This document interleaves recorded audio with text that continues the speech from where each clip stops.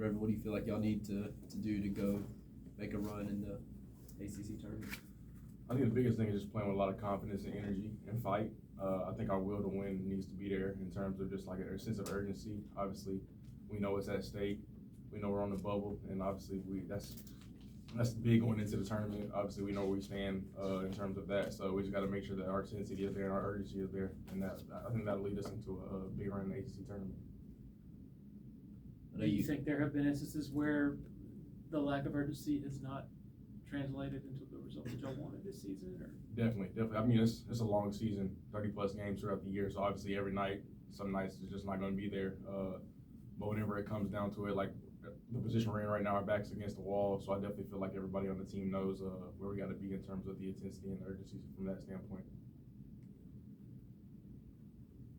Do you think this season can be considered a success regardless of whether y'all end up in the NCAAs or is it definitely? I mean, honestly, looking at our season and what we've done, finishing third in the ACC, the fact that we aren't already in the tournament is crazy. But obviously, I understand how it works with the losses and things like that. But yeah, just in terms of the history, I came back home. You know, whenever I came to Clemson, I wanted to make history. So we've done that. So for me, this has been a success, and hopefully we can finish it out the right way. How do you kind of balance? Like, I'm sure y'all feel like you should be in that tournament, but at the same time, a lot of people seem to not have y'all in. Just, I guess, how do you kind of balance that and kind of have that sense of urgency of like, yeah, we feel like we should be in, but clearly, you know, some people don't think that we have to win. Right. I mean, the biggest thing is what I try to tell the guys is just to put it in the most simplest way, just win games. Obviously, that's a lot easier said than done, but when it comes down to it, if we win and handle our business, then we'll be in the tournament. And that's pretty much what we try to just preach to the guys, especially the younger guys, on a day-to-day basis, because obviously it's a lot of stress and a lot of, you know, just uncertainty going into the situation in this next few weeks. So, yeah, just trying to just make sure that we're just where our feet are and just trying to just take it day by day. What's your relationship like with Coach Brownell? What's it been like playing for him this year? Coach Brownell has been great. One of the few honest individuals that I've had the opportunity to have a relationship with in the basketball world. Since day one, he's been upfront and honest with me about what he expected from me. So yeah, I mean, I can't do nothing but appreciate him. Just from my perspective, you know, I've been through injuries, through hell and back in terms of that. So for him to trust me going into this critical year for him, you know, I mean, it was a lot. I really don't take that lightly at all, just because he could have easily went to the portal and got somebody better.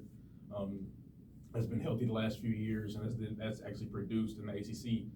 So for him to be able to trust me and just take that leap of faith in me for this last year, for me to be able to come back home and be a Clemson Tiger, I don't take it lightly, and I really appreciate him for that.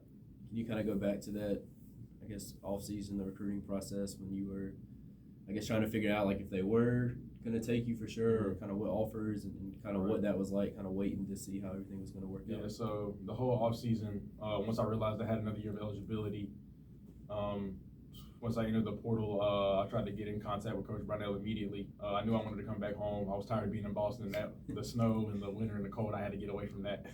So that experience humbled me for sure, and it made me realize I wanted to come back home for my last year. So it was pretty much back in the Southeast, anywhere I was going to be fine with. But I hit up Brownell to see if he'd be interested. He was, and then obviously he was going through some coaching change with the assistant, so he had to wait 2 to 3 weeks for all that stuff to kind of calm down. And then once that calmed down, and he said, I remember the phone call. He was like, "You're ready to be a damn Tiger," and I was like, "Hell yeah! Like, let's do it. Let's make it happen." So yeah, I mean, that was just a lot of emotions just for me, you know, battling through what I've been through the last 2 to 3 years. To be able to come home and put on that Tiger uniform is, like I said, nothing I'll take lightly. Was it a waiting process to see like if they were going to offer you or other guards, or kind of what do you remember?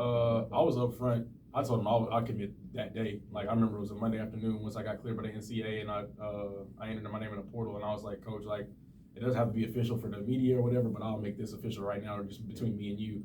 And obviously he handles things in his way, and obviously he has a method of the way he makes decisions. So he said he was going to have to talk with everybody and obviously have meetings with assistant coaches and the staff, the new staff members that he would get to see if I would fit best for the team. And yeah, I guess after those meetings that they had, they felt like I was the best piece going into the season. So thank you for that. Obviously, you wanted to get back closer to home, but as you evaluated the pieces they had, what was your was your assessment of what they had coming back and just what are the strong points of that? Yeah, so my whole, in terms of just me being a Clemson Tiger and what I wanted to bring to the team, I just wanted to help out PJ, Chase, and Hunter Tyson. I already knew that was the main core guys coming back from the team, and obviously I'm familiar with them just because we played them last year, and I knew that I'd be able to help with my shooting ability. And I was hurt last year, so I never really was able to show my playmaking ability and like really be a little bit of pesky defender. So with that being said, I figured, me being fully healthy, I'd be able to come in right away and click with those guys immediately. So yeah, that's just what I wanted to do. I told Brownell that from the jump. I want to be able to come back home, help those core guys out. Obviously, those guys have been in your program for a long, long time now, and obviously I'm the new guy, so I just wanted to make sure I fit in and obviously just be a great locker room guy and just be a leader on and off the court, whatever that may be. Obviously, Hunter does the majority of that because that's just what he does as a great leader. But yeah, just any way I can help the guys, that's what I want to come back home and do. After you released the video from your hospital bed, how long before you heard from Coach, and what did he say?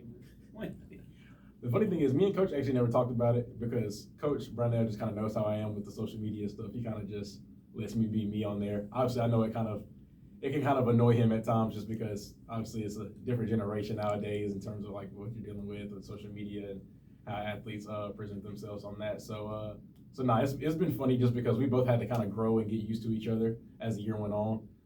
But by that time of the year, he kind of knew what I was on social media by the stuff that I posted and the things that I did. So it wasn't a surprise for him. It surprised me, honestly, how big it blew up because I didn't expect it to go crazy like that. But it ended up working out in a positive way for me. So I'm thankful for it. He didn't say anything to you? No, we never actually talked about it. We never talked about it. Is that what he meant by you test his patience, do you think? Oh yeah, definitely. I mean, we've had conversations about it, just about like obviously me and my social media image. But a lot of the time, like I feel like I'm just funny and I just post whatever I want to, but I don't think it necessarily comes off in a negative way. I try to represent Clemson the best way I can, and obviously just try to be as positive as I can, spreading my message and stuff like that through social media. So I think once he realized that it's coming from a good place, and obviously I'm still childish, so I'm gonna post some childish, immature stuff from here to there. But with that being said, he understood me, I understood him, and then we had that conversation at first, and then we were able to grow from it from there. Did it drive you at all that, I guess there were some people like, man, should Clemson take him? Does Brevin, can he play at this level? Did that drive you at all and want to kind of show what you can do and also prove the staff right in some ways to say, hey, they were right to give this guy? Right. Well, I felt, honestly, I would have been mad if I wasn't able to come back home just because of how I performed here last year. Yeah. Whenever we came here last year and played, I felt like that was my best night of my life in terms of just being able to come back home and kind of like just earn the respect. Right. So I felt like going into that situation, I felt like I had earned that respect, at least from my end. So once I voiced to him, about how much I love Clemson and how much I wanted to be a part of the team, I felt like it was just a no-brainer just for, and I wasn't healthy at all last year. So the fact that I was coming up on the more positive end of my health and actually getting better and stuff like that, I felt like it was a no-brainer for him. And then thankfully we were able to make that decision, and he chose me. Probably have time for one more. Have you felt 100%? Like, do you feel? It's been weird just because I didn't go into the season at 100%, and obviously once you get in the season, it's kind of tough to just maintain that healthiness throughout the whole year. So yeah, I've still been like lingering, just like little stuff that I got to deal with day-to-day basis, stuff like that. But I'm definitely a lot healthier than what I was last year, obviously, in terms of that, but definitely not 100%.